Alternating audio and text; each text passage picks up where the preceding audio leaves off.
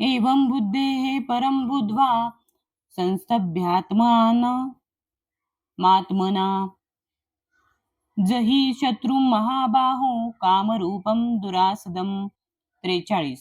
एवं याप्रमाणे बुद्धेः बुद्धीहून परम श्रेष्ठ बुद्ध्वा जाणून संस्तभ्य स्थिर करून आत्मानं मन आत्मना विचारपूर्वक बुद्धीद्वारे जही विजय प्राप्त कर शत्रू महाबाहो हे महाबाहो कामरूपम कामरूपामधील दुरासदम दुष्कर याप्रमाणे आपण स्वतः भौतिक इंद्रिये मन आणि बुद्धी यांच्यापेक्षा श्रेष्ठ आहोत असे जाणून हे महाबाहो अर्जुन मनुष्याने विचारपूर्वक आध्यात्मिक बुद्धीद्वारे कृष्ण भावना मनाला स्थिर केले पाहिजे आणि याप्रमाणे आध्यात्मिक शक्तीद्वारे या कामरूपी अतृप्त शत्रूवर विजय प्राप्त केला पाहिजे.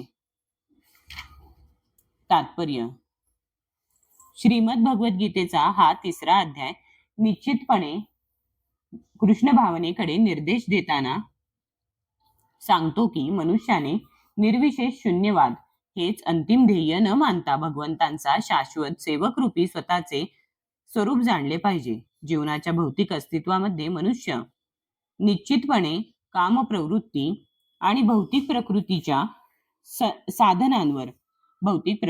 साधनांवर स्वामित्व गाजविण्याच्या इच्छेने प्रभावित होतो.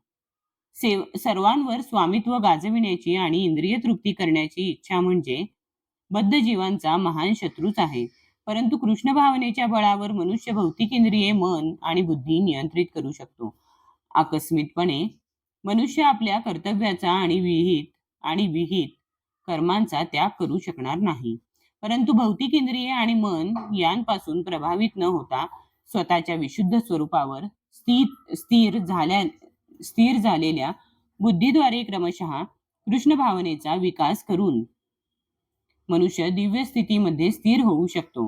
हेच या अध्यायाचे प्रमुख सार आहे. भौतिक जीवनाच्या अपरिपक्व अवस्थेत तार्किक ज्ञान आणि तथाकथित योग साधनांच्या सहाय्याने इंद्रिय नियमन करण्याचे कृत्रिम प्रयत्न मनुष्याला कधीच आध्यात्मिक जीवन प्राप्तीमध्ये सहाय्यक ठरू शकत नाहीत. श्रेष्ठ बुद्धीद्वारे मनुष्याला कृष्ण भावनेमध्ये प्रशिक्षण मिळणे अत्यावश्यक आहे. या प्रकारे भगवद्गीतेच्या कर्मयोग या 3ऱ्या अध्यायावरील भक्तिवेदांत भाष्य संपन्न.